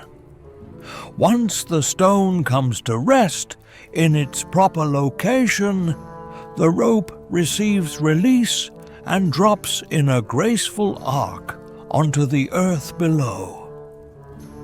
Implements get lowered with care rather than deposited hastily. Stone hammers come to rest adjacent to blocks where shaping work has reached a temporary conclusion. Metal chisels undergo collection and placement in unified groupings. Wooden levers get extracted from their positions beneath stone masses and arranged in parallel formations along the boundary of the active work zone. These concluding gestures proceed quietly and without haste, characterized by the same attentiveness that governed their employment during earlier hours. The surrounding atmosphere begins its cooling process in subtle increments. Warmth continues radiating upward from stone surfaces and soil, but the fierceness gradually diminishes. A mild breeze travels across the exposed terrain, transporting dust particles in delicate layers that hover close to the ground before eventually settling. Workers extend their spines more frequently at this stage, palms coming to rest momentarily against hips or upper legs, before releasing downward to hang at their sides. Supervisors trace paths along the site's perimeter, evaluating the condition in which materials and implements are being abandoned for the night. A wedge receives minor repositioning in one location. A coiled rope gets shifted clear of a walkway in another spot. Verbal communication remains minimal and gets delivered in subdued tones. After a team's designated area achieves proper organization, the men withdraw as a unit and orient themselves toward the route connecting to the residential compound. The return journey unfolds through scattered formations, bearing similarity to the morning's departure but characterized by greater silence. Feet rise and descend with the accumulated weight of prolonged physical demand. Dust adheres to lower limbs and garment edges. shadows project at extreme length before the advancing figures, narrow and unstable as they waver across the terrain. Verbal exchange occurs infrequently. When words do emerge, they arrive brief and fail to propagate any substantial distance. Upon reaching the residential zone's outer edge, some individuals halt near the water vessels. Hands and facial features receive rinsing with conservative quantities, sufficient to eliminate the densest dust accumulation. The liquid courses in slender rivulets over digits and wrists before descending to the ground surface. Additional workers strike their garments with flattened palms, dislodging dried soil that disperses in gentle plumes. The evening meal undergoes distribution within the communal areas. Bread makes its way from person to person through direct hand transfer. A more substantial serving of stew or mashed preparation might get spooned into basic containers. Consumption proceeds at a measured and consistent rate. Bodies maintain upright or crouching orientations. The day's accumulated exertion has diminished whatever impulse toward conversation might otherwise exist. Chewing motions, swallowing actions, and the subtle readjustment of physical positioning occupy the temporal space. Illumination continues its progressive weakening. The celestial dome transitions from golden hues toward more muted chromatic values, and the initial cooler drafts of nighttime begin their descent. Workers migrate toward their sleeping quarters in modest clusters. Within these enclosed spaces, the reduced visibility returns, now shaped by whatever faint luminosity persists near the entrance opening. Sleeping mats undergo unrolling across the elevated mud platforms. Personal bundles get positioned beside these mats in their customary locations. Garments receive loosening or partial removal, then get folded and situated near where heads will rest. A concluding measure of water might get consumed. Some individuals remain seated for a limited duration on their mat's edges. Spinal columns curved forward, hands coming to rest upon knees. Respiratory patterns decelerate. The acoustic environment within the chamber stays gentle, fabric making contact with skin, the subdued exhalation accompanying a body's transition into recumbent rest. In sequential progression, workers assume horizontal positions. Arms find placement across torsos or alongside flanks. Legs achieve full extension or adopt slight bending. The compressed earth underlying the thin mats retains modest warmth inherited from daylight hours, but undergoes steady temperature reduction. Beyond the walls, footfall sounds decline along the pathways. Vocal expressions diminish toward hushed murmuring, subsequently arriving at complete silence. The doorway's fabric covering shifts position once or twice in response to evening air currents before achieving motionless hanging. Within the interior space, the chamber fills with the gradual cadence of respiration. The forms of resting bodies blend into the surrounding dimness. The labor that defined the preceding hours withdraws without commentary, its presence preserved only through the heaviness inhabiting limbs and the quiet subsiding of muscular tension into contact with the ground surface. Darkness expands its coverage completely across the encampment. No audible indication designates this particular moment of transition. Physical activity contracts toward the most minimal movements, subsequently arriving at total stillness. The atmosphere undergoes additional cooling, and the confined space achieves a state of tranquility.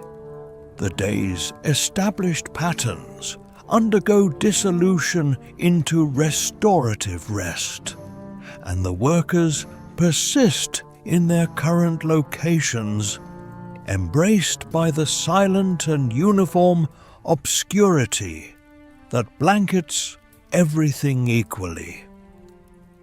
The settlement transforms into a landscape of shallow breathing and occasional subtle shifts of sleeping bodies, finding more comfortable positions. The thick mud walls that absorbed heat throughout the day now release it slowly inward, creating a microclimate that buffers against the sharper cold developing outside. This thermal regulation happens without conscious awareness from the exhausted men who benefit from it. Just one more element of the built environment designed through accumulated experience to serve the needs of those who labor. In the deeper darkness, individual identity retreats further. The specific men who performed particular tasks during daylight hours become simply breathing forms arranged in familiar patterns across familiar spaces. The hierarchy that structures their waking hours loosens in sleep, though even here the spacing of bodies and the positioning of mats reflects underlying social arrangements that persist whether acknowledged or not. The night will hold this configuration for hours yet to come, this temporary suspension of motion and effort, before the cycle begins its renewal with the first subtle changes in darkness that precede dawn's actual arrival.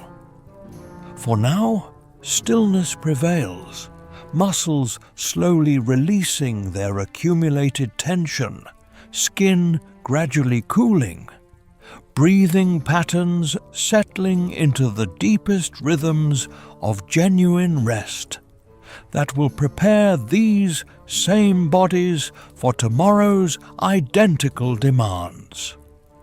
As night settles fully over the workers' settlement, the long sequence of the day draws together into a single quiet stillness. The open ground that held the sounds of stone, rope, and measured footsteps now lies undisturbed, its dust smoothed by the absence of movement. Tools rest in ordered places, ropes coiled, surfaces left ready for the next return. The low dwellings stand close beneath the dark sky, their walls holding the last traces of warmth while the air gradually cools.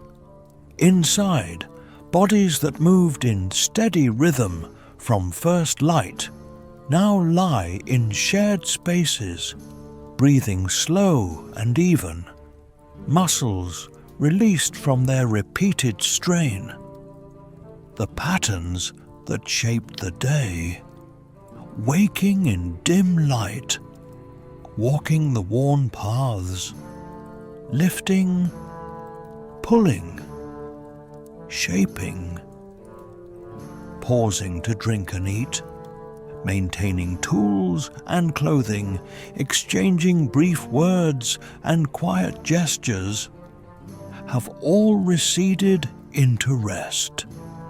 Nothing dramatic marks their passing. The labor, the companionship, the habits of care and order remain part of a continuous cycle, carried from one day into the next, without declaration. Under the wide, silent night, the workers, their tools, and their simple dwellings become part of the same calm landscape, held in a moment of complete stillness before the slow return of morning light.